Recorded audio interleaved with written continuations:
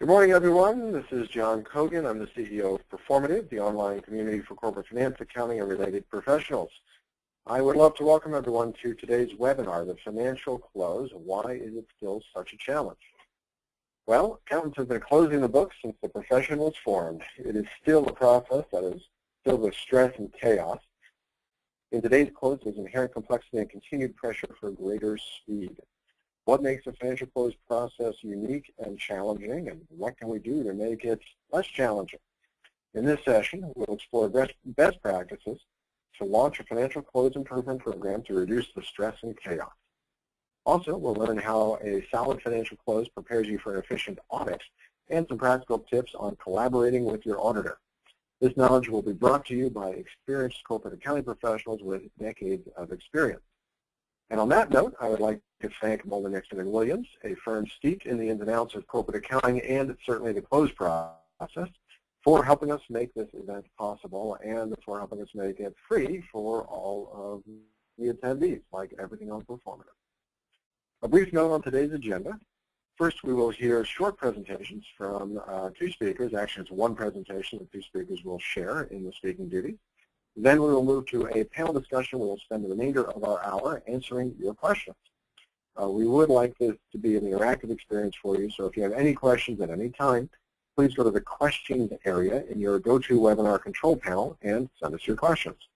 We can't promise to get all of them in, but we will do our best, and we'll follow up afterwards on any questions we don't get to. We have already posted this presentation on Proformative.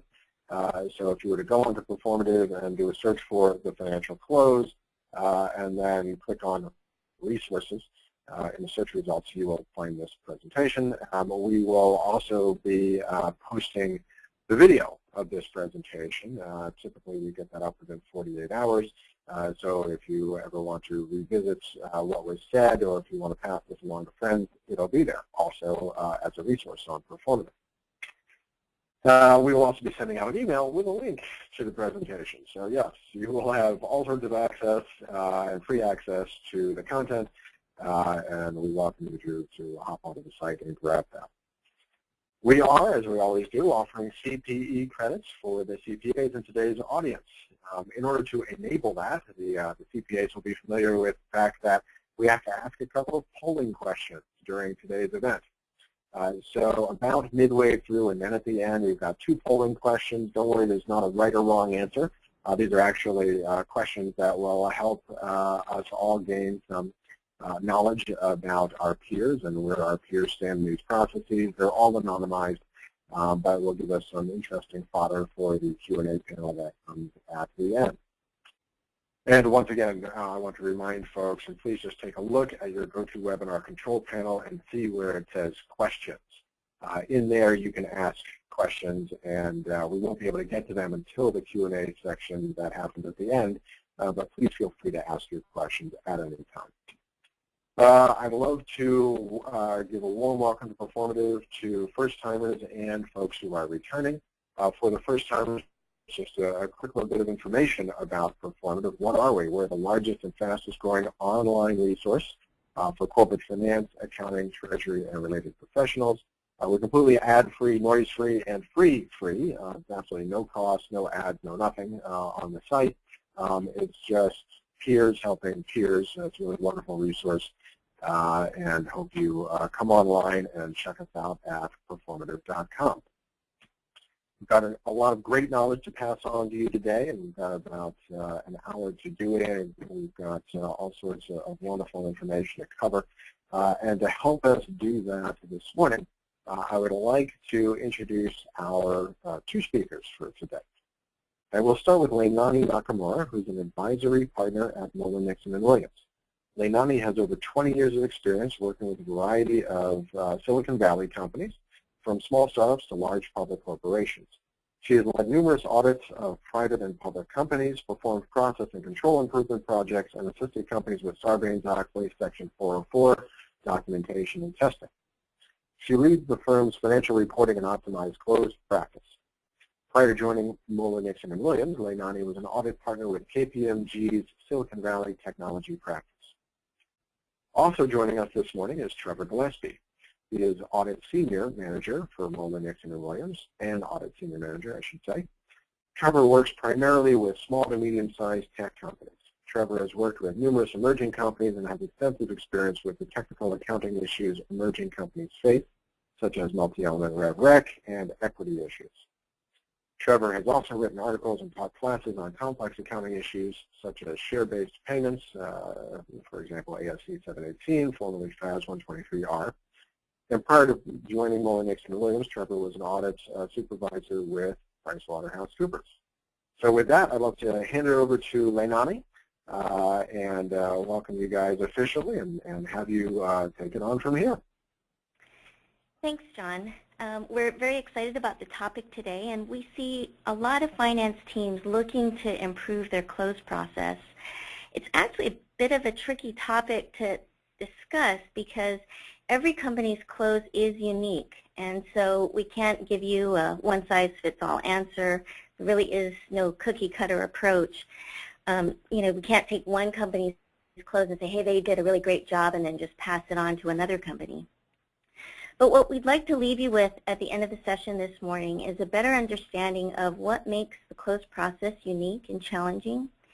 And we'd like to outline some strategies for you to use to improve the close process at your company, no matter your size or your current goals for close process improvement. And as John described, we'll tie in how the close is central to the audit process and ways to plan for a more efficient audit. With that, let me start with some observations about the close. Last fall, we released a survey about the financial close. We had over 150 responses to the survey across industries, revenue levels, and structures. And we asked finance teams about their closing process, about their close timeframes, about their complexity, about what kind of challenges they were facing in the close process, and about their close process maturity. Here are some of the key observations from our survey. First, companies want to close faster, which should come as no surprise, but a majority of the companies did report that they wanted to improve their close cycle times. Across the spectrum of companies from pre-revenue through companies with over $500 million in revenue, companies reported a desire to close faster. This desire was most pronounced, obviously, at the larger companies. 71% in the largest bucket reported that they would like to report in 1 to 4 days. And today, 33% in that bucket are achieving that goal. Next, there is inherent complexity in the close, and we see that continuing to increase. Companies today are dealing with multiple systems and multiple entities, and that just seems to be an ongoing trend. And we'll take a closer look at that in our presentation. Next, the biggest challenge is the manual nature of the close. So even today, with many companies having sophisticated ERP systems, and even smaller companies having access to more robust accounting packages, we still see a lot of manual work that needs to be managed in the close process. And of course, what we're using to manage the close is primarily a manual checklist. This is something we see across the spectrum of companies. But when we think about this, you've got at the smallest companies maybe managing 20 to 30 closing tasks, up through the very largest companies that may have hundreds of tasks that they're managing in the close, most using the same tool. That's something that seems an odd process for many at the far ends of the spectrum. We are seeing companies start to deploy more robust close automated solutions, with 30% of the largest companies surveyed now reporting using some sort of automated tool. Observation 5, there's a significant gap between current process maturity and desired process maturity. So we ask companies to assess their current close process maturity. How evolved or robust was their process today? Then we asked them about their desired process maturity in 1 to 3 years. There was a clear gap across all size companies, showing that this is really an area of focus for many companies. I think many companies want to free up finance resources for more strategic activities. They want the results faster. They want this to be a more efficient process. And they know that that can reap huge benefits for the company. And finally, if we just had more time, we'd be more strategic, right? We talked to a lot of finance teams, and they just have a heavy workload. And many teams out there are striving to add more strategic value to the organization. So obviously, making the close more efficient will enable them to do so. And from an audit efficiency standpoint, these survey observations really are quite important and have real implications, because the quality of the close process does impact the efficiency of a company's audit. The close process is part of the company's system of internal control, and auditors are required to evaluate a company's system of internal control and develop audit procedures in response to any identified risks identified during this evaluation process. As part of this evaluation, auditors will spend time understanding a company's financial close process, and if the auditors identify several areas of risk in a company's close process, the audit itself is likely to be more substantive in nature, meaning it's going to require more tests of individual transactions. What this does is translate to the audit being more labor-intensive on both sides. The company has to do more work to pull information for the audit, and the auditors have to get through that information. So focusing on the quality of the close process really is an area that can drive a more efficient audit. In particular, honing in on the areas of risk will be critical to a company. We'll discuss some of these areas as we move along. So with that overview, wanted to take a closer look at the complexity of the close. We asked companies how many systems outside the core accounting system were being used by their company in the close process. And here are the results across the spectrum of companies. On this slide, we've got across the bottom the size of the company from pre-revenue up through companies with over 500 million in revenue. We've got the scale color-coded, indicating the number of systems that are being used. And what we see is that even in the smaller companies with, say up to 10 million in revenue, most are using several systems in the close process. And then we find as you move up in size, that continues to grow to where at the largest of companies surveyed, over 40% are integrating more than 10 systems.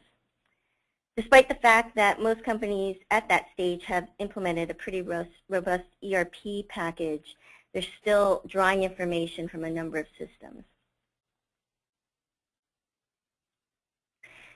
Next, we looked at number of entities that were being consolidated as part of the close process.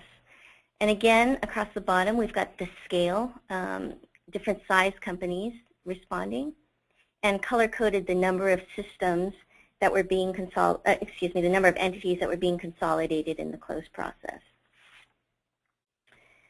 Here again, we find that even in the smaller companies, many are dealing with multiple entities even before they've got revenue. And at the other end of the spectrum, it's pretty commonplace. So we've got 84% of the companies in the largest bucket consolidating more than 11 entities. In today's world, we see this trend continuing as companies have to deal with more complexity earlier in their process. We see a lot of multinational companies even in the early stages, and we think that that's going to continue. And many companies, obviously, with acquisitions being strategic, they seem to be moving through a constant stream of acquisitions that they have to deal with in their close process. So the close process really is quite unique, regardless of where a company is in their cycle of growth, whether they're pre-revenue or whether they're 500 plus million. The close process is very unique, and as a consequence, needs to be continually updated for business changes. From an audit efficiency standpoint, we find that companies who regularly and timely anticipate the unique and changing characteristics of their financial close process prove to be much more efficient audits than those who lag. As a company grows in today's business environment, it seems almost inevitable that a subsidiary or multiple subsidiaries will be opened in other foreign jurisdictions. This presents a whole new set of challenges to the parent company, who will need to consolidate the financial statements of the company. Again, communication amongst departments and now entities becomes even more critical. Ensuring that a foreign subsidiary is appropriately contemplated in the company's close process includes a variety of factors, including establishing an appropriate transfer pricing agreement, accounting for the subsidiary at the subsidiary level that can meet both the statutory requirements as well as the U.S. GAAP reporting requirements if the parent is a U.S. corporation. It also requires determining the appropriate method of translating the subsidiary's financial statements if they're denominated in a foreign currency. Someone has to keep an appropriate historical accounting record for certain accounts that are translated at historical rates rather than current rates. Someone also has to ensure that the subsidiary's chart of accounts either maps or can easily be mapped to the parent company's chart of accounts, so that there's visibility into how you look at the consolidated accounts. And finally, part of the close process needs to contemplate ensuring appropriate personnel are in place to head up the accounting and the related financial close process at the subsidiary level. It's important as a company changes to discuss the implications of the financial close process. As Leilani and I have already mentioned, communication really is critical. The close process must be evaluated and updated as the business changes. Right. Thanks, Trevor. Absolutely, a new subsidiary brings a whole new set of things that need to be addressed as part of the close. Next, we wanted to review some of our observations about close process maturity. What we learned from survey participants was that there was a significant gap between current process maturity and desired process maturity. We gave companies a scale and asked them to rate their current close process. I'm going to just go through quick definitions for you of that scale. In the initial stage, we characterize this as being an unpredictable environment. Processes are pretty ad hoc, and there's not a lot of defined processes in place. In the repeatable stage, processes are now in place, but they are not adequately documented. So that you don't find formal communication or training related to the process. And at this stage, there's some risk because you're depending on the people who do the work to know what to do and to follow that process. If there's turnover, obviously a lot of that knowledge is lost. In the defined stage, here processes have now been documented and they're being communicated to employees. So if there's turnover, new employees can follow the established procedures. In the next stage, in the managed level, processes are now periodically tested or evaluated for effectiveness, with those results being communicated to management. So as the name suggests, you are now trying to manage the process. And finally, at the optimized level, here you find that processes are monitored on a real-time basis, and there is ongoing process improvement. In this stage, processes are very highly responsive to change, and if you find a deviation in the process, that's quickly identified and corrected. So what we've got, again, is revenue across the bottom from pre-revenue companies to companies with over $500 million in revenue.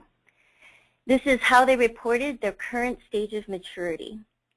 In the smaller companies, we see that about half are operating in those initial stages, the initial or repeatable stages of maturity, and the other roughly half being primarily in the defined or managed levels of maturity. Very few in the optimized level. As companies grow, we find their maturity levels tend to increase. Most companies with revenues greater than 50 million report operating at least at a defined level of maturity. And slightly more than 20% are reporting that they are in the optimized level. Okay, then we ask companies to report their desired level of process maturity in 1 to 3 years. Okay, here we see a very different picture. We have the smaller companies generally wanting to achieve at least a defined level of maturity. So we've really moved the bar and said, you know, practically no company should be in the initial or repeatable stages. At the other end of this spectrum, we find that most companies, 81% of companies in the largest category, want to achieve an optimized level of maturity. If we take out, the respondents that were already at optimized, we've really got over 90% of companies saying that they want to move their maturity level. Okay, I'll turn it over to John for our first polling question. Great, thank you very much. Next up, we're going to ask a poll, and it's actually directly related to what we were just looking at, which is where is your company along the process maturity scale? We'll keep this open for about a minute. Even if you're not interested in CPE credit, we'd love to see where your company sits, and this is something we will take a look at when we get into the Q&A process. Speaking of the Q&A process, I want to remind folks that you can ask questions at any time via the question panel. One of the questions I got must have been from a late arrival, but they asked, can we get a download of the slide deck? The slide deck is already out on Proformative as a resource. Simply search under the title of today's presentation, which is the financial close, why is it such a challenge? And you'll see it listed as what we call a resource. We'll also send out an email afterwards, and that will have a link to this slide deck. I also had one person say that their slides had stopped advancing. They seem to be advancing for everyone else, so if you wouldn't mind just hopping out of GoToWebinar, hopping right back in, and hopefully that problem will correct itself. And with that, I'm going to go ahead and close the poll, and we will continue on. Leilani, please take it from here. Okay, what we'd like to do next is look at a typical financial close. So at the top, we typically have a core accounting package, your ERP or GL. And this could be anything from QuickBooks to a more robust ERP like Oracle and SAP. No matter the size of your accounting department or your level of complexity, you're probably using a number of systems to process other pieces of financial data. So here in this example, we've got a separate program for fixed assets. We are using SoftTrax for revenue recognition. We're using Hyperion for consolidation, ADP for payroll, and Equity Edge to track our equity instruments. Then on top of all of those systems, each company has a unique set of closing tasks. Depending on which system you're using and what manual items you have to deal with, you've got some laundry list of things that need to be completed before you can close for the period. Right? You've got tasks like accrual entries, account reconciliations, any exceptions that need to be accounted for because the system is not getting the right answer or it's an exception that the system can't handle. You've got some analysis for things like reserves or allowances, all of these tasks that need to be part of your close process, tracked and made sure they're done. If we think about the historical kind of evolution of improvements in the close, most of our efforts have historically focused on the system side, right? So we've got more robust ERP systems than we've had in the past.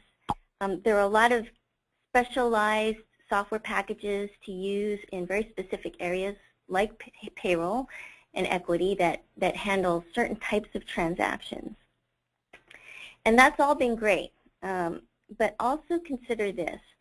On the right side of our process is all of the manual work that needs to be done. It's all of the manual entries that these systems can't accommodate.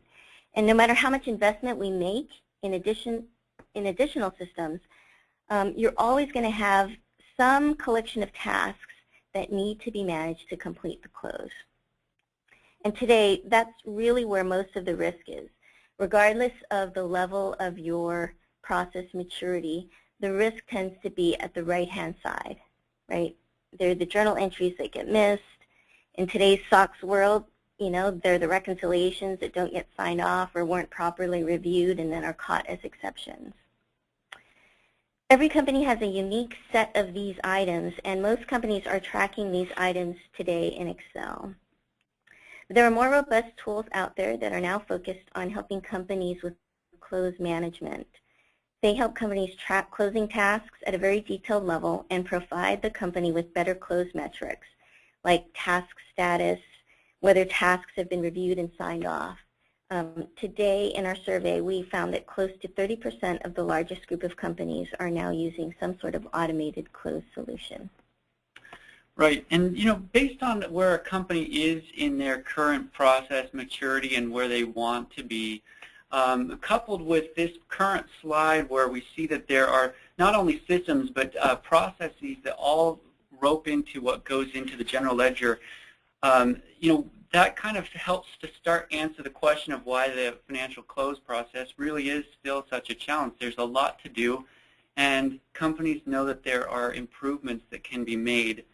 As we focus on the close process, I think one of the biggest challenges, regardless of the accounting package utilized by a company, regardless of its process maturity or the number of automated systems it uses as part of the close process, one of the biggest challenges is really making sure that communication amongst all departments really is robust. Every department in a company likely has some level of authorization to spend money of the company and put the company on hook for payments to a third party. Without a robust system of communication from each department, there's a real risk of failure to identify significant expenditures. Often in the audit process, we find significant payments made after year-end that did not get accrued by the company as part of their financial year-end close. This has a couple of important implications, particularly for audits that are done several months after year-end. First, the annual financial statements prepared and presented to management and the board have understated liabilities for that year that's just passed. Secondly, subsequent monthly and or quarterly financial statements that have been prepared and presented to management and the board will show expenses that really relate to the prior year. I've been in several board meetings over the years where a board member has asked the direct question to management and us as auditors, why are these final audited numbers so different from what we were presented in the past? For venture capital funded companies, the board members also really are their primary investors, so this can be surprising to have a real different set of audited numbers from what they've been presented in the past, and really underscores the importance of a company placing an appropriate amount of focus on their financial close processes. Right. We can't underscore enough the importance of accuracy in the financial close process. You know, obviously, finance teams are trying to get out accurate financial information, but they're doing so with a lot of stress because they're also trying to provide that under increasingly tighter time frames. So why is this process so challenging? We think that some of that lies in just the nature of the close. Here are some of the unique characteristics we see in the close process. First, the close is continually changing, right? Anytime there is a change in the business, if you've got a new acquisition, if you launch a new product, if you change your compensation plan, right? Anything you change in the business, the accounting and finance team needs to understand that and build that into their close process. What you find in other close process improvement areas, like let's say procurement, is that you can review the process, decide what the best practice is, and lock that process down so it gets done the same way from that point on. But you cannot do that in a close process because it's by its nature not something you can lock down. It has to continually adjust and evolve to address changes in the business. Next, like we've alluded to, the close tends to be the catcher of exceptions. Many of the company's routine transactions tend to be captured by a variety of systems, like we've discussed. But whenever you find that a transaction doesn't fit the norm, or that the process you have in place doesn't give you the correct accounting answer, those things get pushed into the close to be dealt with there. Next, we find that generally there's poor visibility in the close. The close is still a black box at a lot of companies, and understandably, visibility is very difficult to achieve because you're tracking a myriad of different tasks spread across the organization, right? In the close, you need to gather information from many of the extremities in the organization. Any kind of business dealing, any commitment for purchases, any promise made by one of the members of the company's sales team, all of that information needs to be captured and brought into the close. And sometimes where companies struggle is, right, they don't have all of the right facts or information from their company gathered as part of the close process. Unfortunately, sometimes the accounting team is the last to find out about certain changes that actually affect the financial results. And finally, there are very few metrics that are often being used to manage the close. Most companies know when they're done, and some companies are keeping track of due dates of certain tasks of items during the close. But most companies we don't find are tracking consistently at the level of detail to really enable process improvement. So we'll talk a little bit more about metrics in a bit. When we are looking at a close process improvement, you also have the challenge that there are a lot of other attributes in that process that you need to consider, right? We've already talked about accuracy. The results of the close have to be accurate.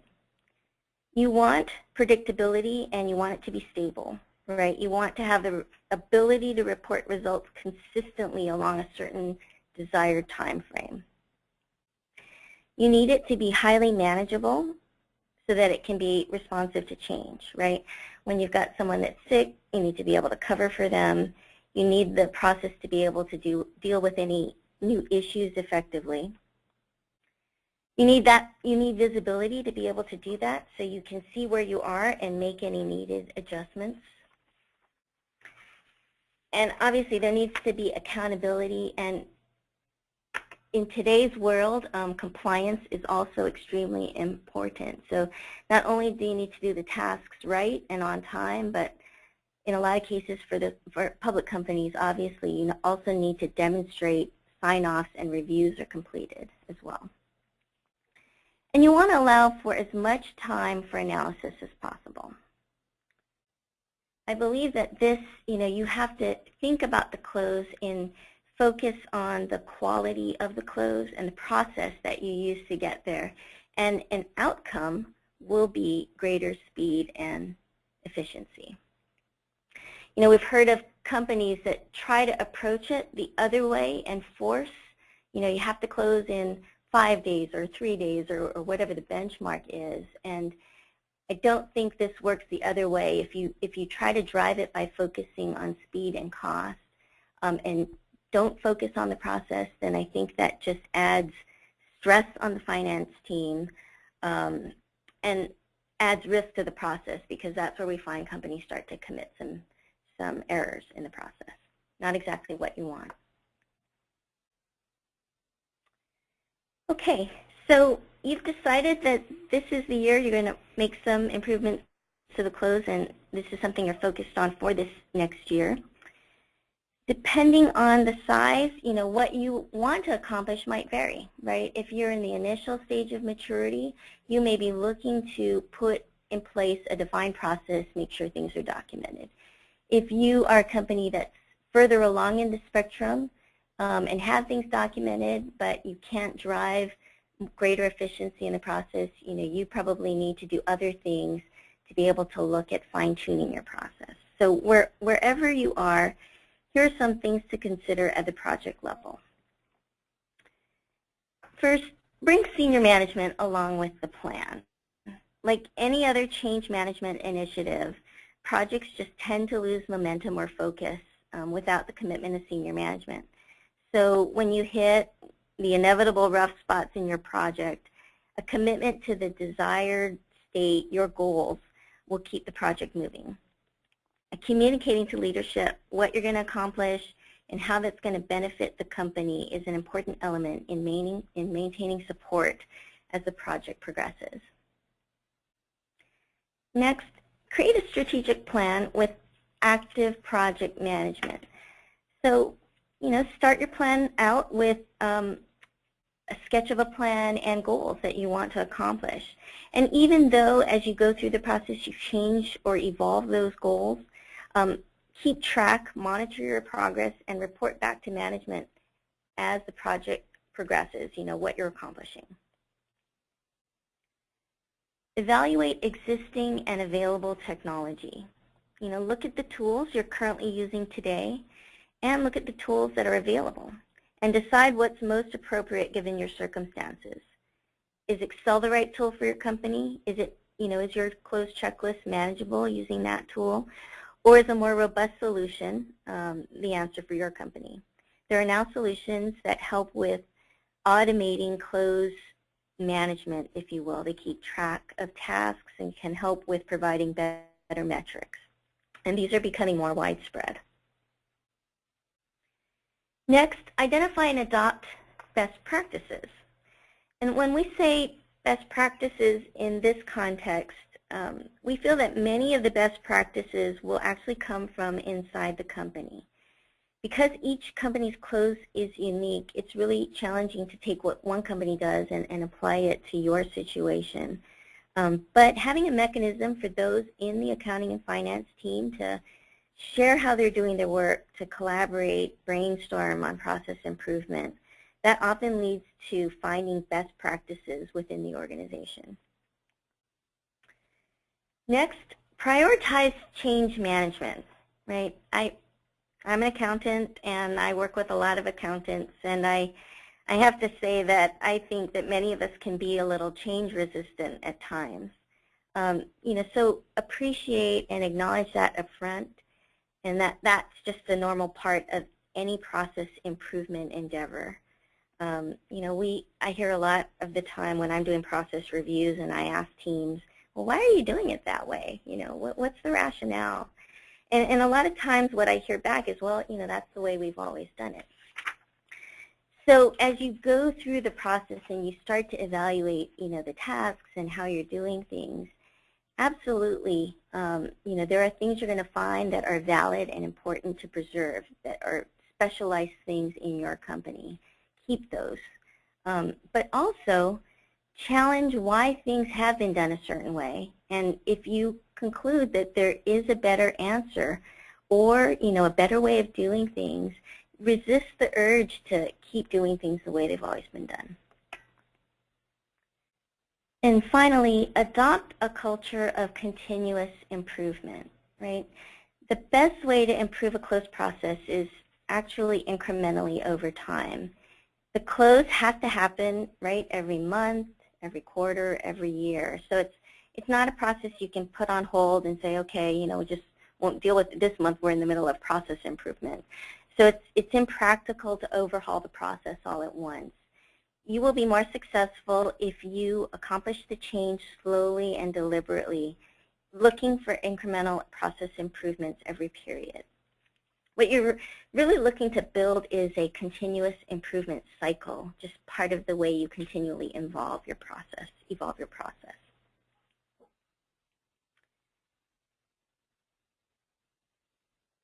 Next, here's some specific strategies to use in the financial close.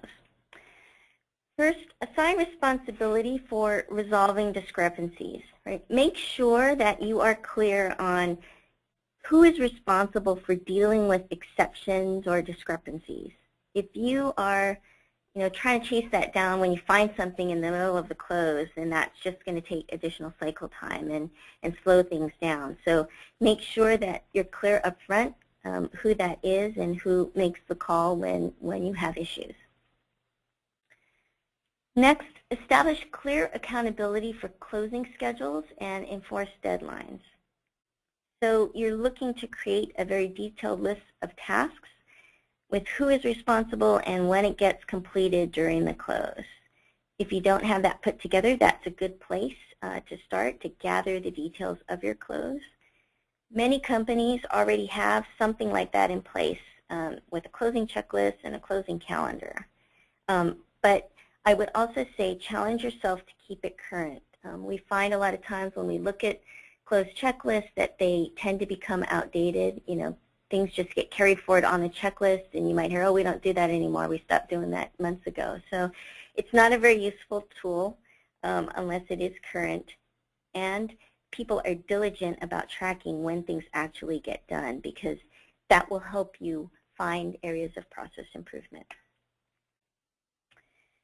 Next, establish clear and regular close communications.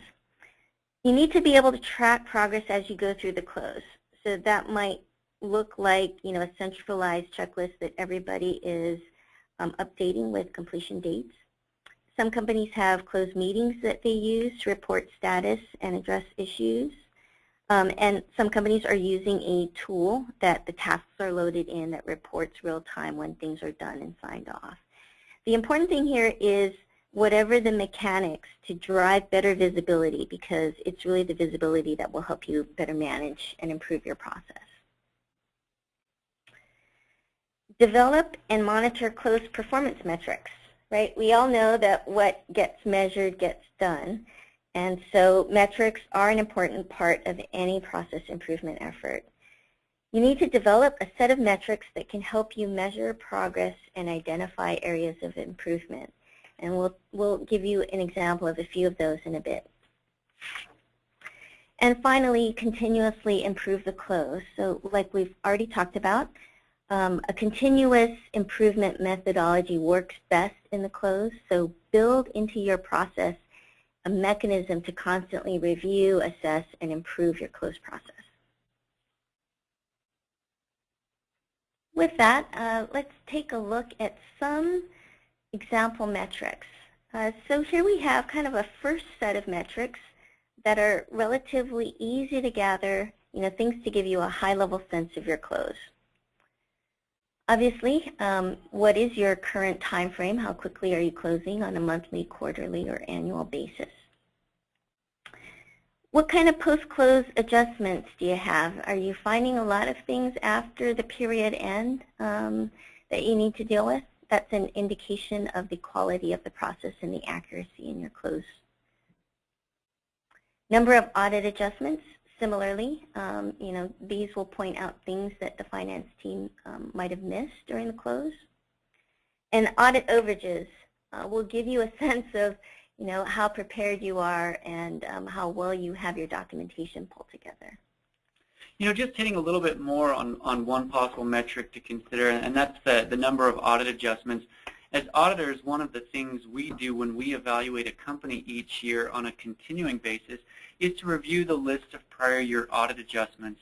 And this helps us remember what potential recurring risks might continue to exist at a company.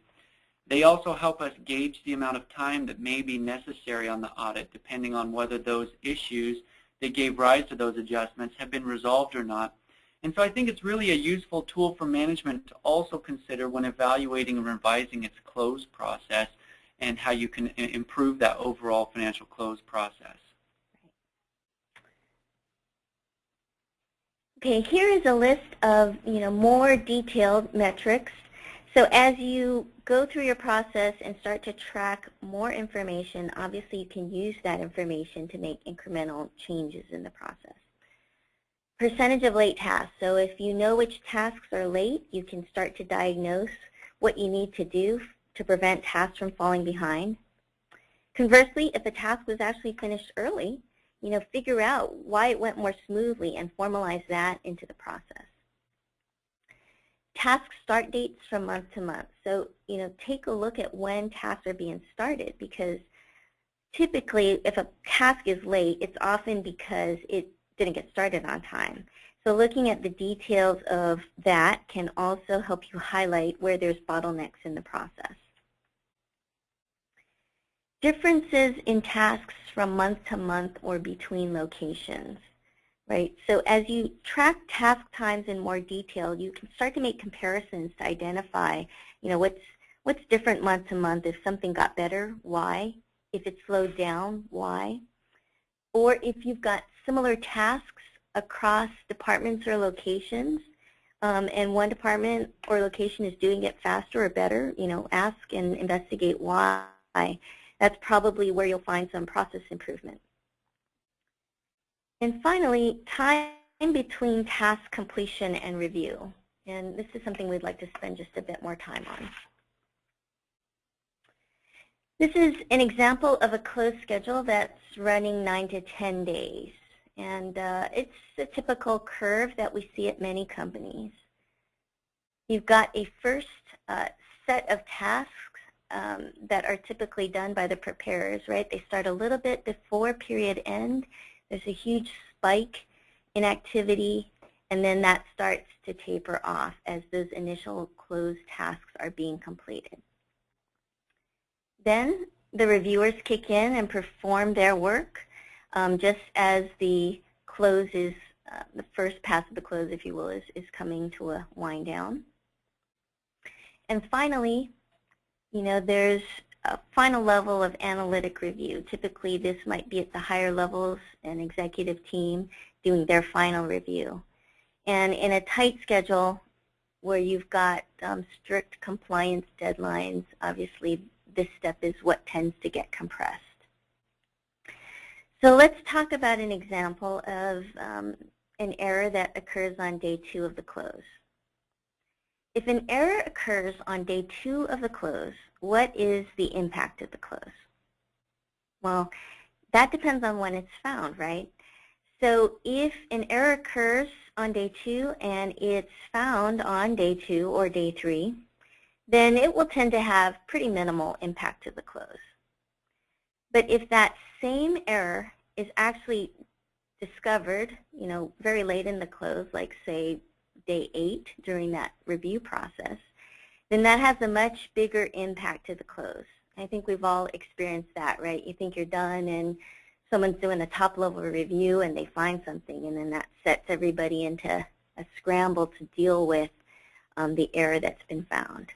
There's also a lot more risk in the process when errors are caught late in the process. You tend to find that then the correction's not done quite right because there's not sufficient time for the same level of careful review. So the optimal time to perform review is actually as soon as you can, right? As close to when you've got enough tasks that are completed. But a lot of times that's not actually how it flows. And that's for a variety of reasons. A lot of times there's not really good communication, so the reviewers might be waiting, but they don't know that something's ready for them to take a look at. The preparers are so busy doing the work that they might forget to tell somebody that, hey, I'm done and you can take a look at that now. And sometimes it might just be that that's just how we've all gotten used to it, right? People do their work and then the reviewers kick in. But as you move through the close improvement process, think about and strive to move the review closest to the tasks as possible.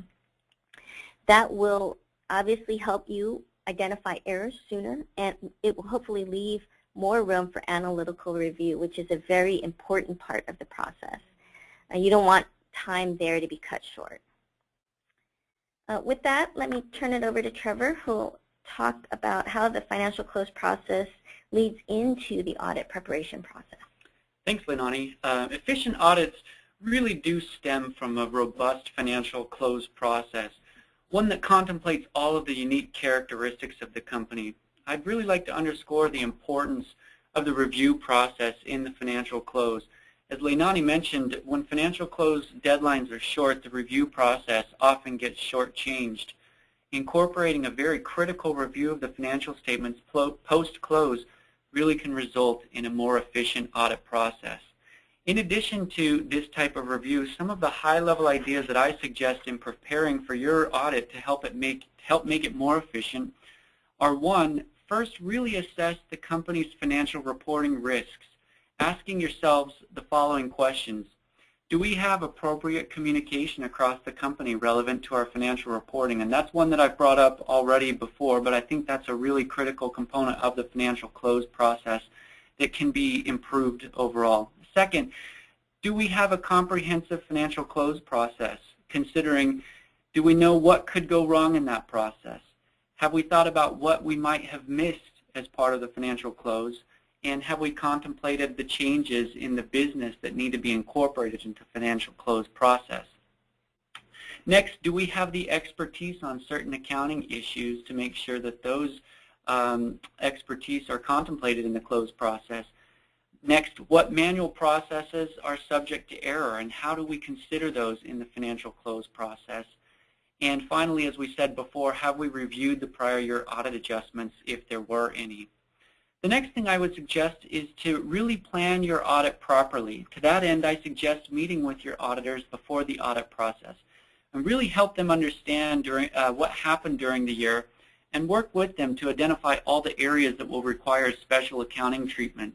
These might include business combinations, consolidation or foreign currency related matters, non-standard leases, less than straightforward debt arrangements, issuances of equity instruments, and specialized accounting issues such as software revenue recognition, multiple element arrangement accounting, for which there are new standards that were applicable for calendar 2011 companies, the presentation of revenue either on a gross or net basis, and various other types of special accounting issues. This pre-audit meeting can really help ensure that the audit process during fieldwork is not the point of discovery for accounting issues. Discuss the process with your auditors and establish on both sides roles, responsibilities, and timing for delivery. Third, ensure the accounting professional at your company have expertise and continuing education in the accounting issues your companies face. Each year, us accountants have to get a certain amount of CE, and obtaining relevant accounting continuing education relevant to the company's accounting issues will really help drive better accounting in the close process. The fourth thing I would recommend is have your auditors provide their PBC or document request listing as early as possible, and then discuss with them the ways to make sure that those requests make sense to you. As it relates to the PBC, make sure your auditor, make sure to ask your auditor if a particular request is really relevant, because as part of your process, you don't want to spend time preparing information that's not relevant or won't be used. The next thing is focus on getting your confirmations prepared and provided back to your auditors, and then received back from the third parties. Sixth, I would recommend you regularly communicate with your auditors regarding the preparation of the audit, how things are going during fieldwork, meeting with them during the audit process, and then following up after the audit process to make sure timelines are still being met, and then also following through on deliverables still due from you. Finally, some core accounting areas that we often see adjusted that you should consider in your financial close that can result in a more efficient audit is first, as we discussed before, identify and account for all of your liabilities. It's probably one of the more common audit adjustments we see. Next, contemplate your unique business and the revenue recognition implications to ensure that your company has recorded revenue and deferred revenue as appropriate. If your company has a revenue share arrangement, consider whether the accounting requirements would indicate that you report that revenue on a gross basis or a net basis. Identify and account for all of your equity issuances. Many smaller companies often tend to not account for equity issuances unless cash is exchanged, such as a preferred stock round of financing or common stock issued upon the exercise of stock options. But it's important to ensure the close process identifies and accounts for all equity issuances inclusive of stock-based compensation expenses that result from the issuances of options and warrants. Next, make sure you've reconciled all of your balance sheet accounts and supporting systems and perform a thorough review of those systems for completeness and accuracy. I would also recommend you review the classification of your P&L accounts to make sure that those are appropriately classified. And finally, if your company has subsidiaries, after reconciling the intercompany accounts on both the parent and the subsidiary account levels, translate and consolidate foreign subsidiary financial statements appropriately.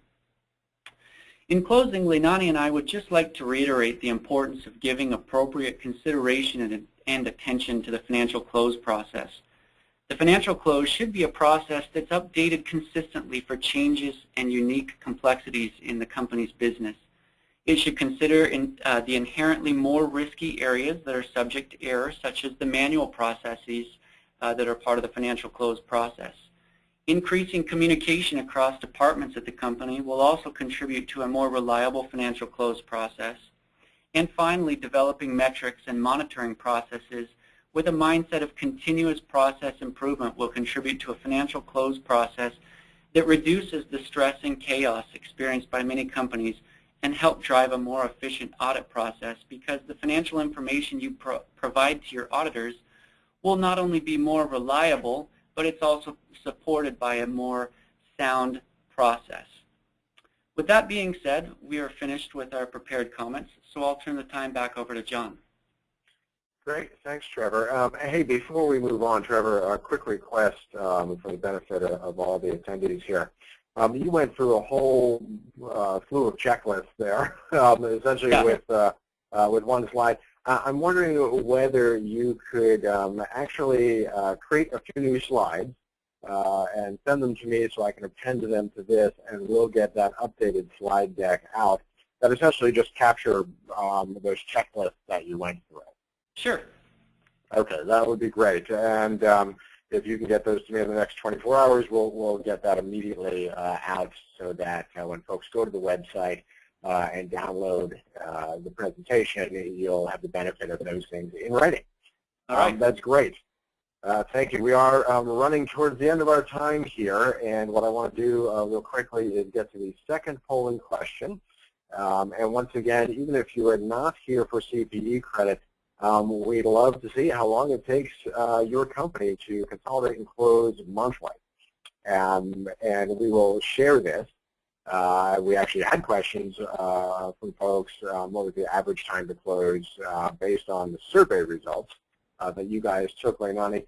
While folks are putting this information into the system here for our poll right now, did you guys have an average from, did you look at the average time to close, and what was that in the survey that Mullen Nixon participated in?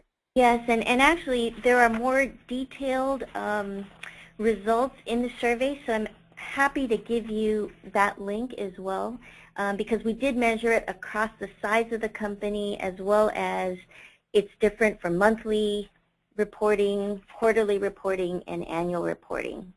So I think companies can look at these charts, if you will, and see those averages and numbers. Okay, great. So you'll send me that link, and we'll make sure that that also gets added to the deck. Yep, can do that.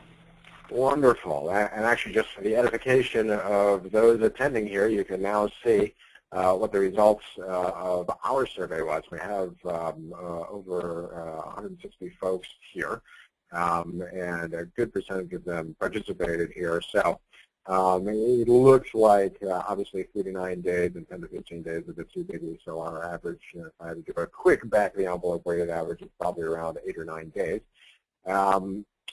for us. And I hate to say it, but we do need to be respectful of everyone's time, so I actually want to get right to the end of this. We have a couple of questions that I will ask Leilani and Trevor to follow up with, either online on Proformative so everyone can see it, or directly with folks asking the question. So sorry that we didn't have time to get further into questions today. I do want to quickly thank both Leilani Nakamura and Trevor Gillespie for their time today and the time it took them to prepare for this. I'd like to thank Melvin, Nixon, and Williams for their support and allowing us to do this, like everything on Performative, for free for our users. If you have any questions at all about CPE credits, you'll see there's an email address for Tanya Walsh at the bottom of, whoops, let me hide the poll, sorry about that, at the bottom of the screen. That should now be on your screen. Tanya Walsh handles all of our CPE issues, and she typically cranks out the CPE certificates and gets those out within 48 hours, so you should be seeing those. We will be sending out a follow-up survey. It will include a link to the presentation, so you'll be able to come on to Performative for free, of course, and just grab the presentation if you want it. We would appreciate your filling out the survey. We always want to know what we can do better the next time. So we greatly appreciate any feedback you can give us. Finally, thanks to all of the attendees today. We appreciate how busy you all are, and we want to make sure that we get you great information, great insights, and then get you back to work. So without further ado, we're going to get you back to work. Thanks, everyone, and we'll talk to you hopefully the next time, or we'll see you online at Performative. And thanks to Trevor and Leilani. Take care, everyone.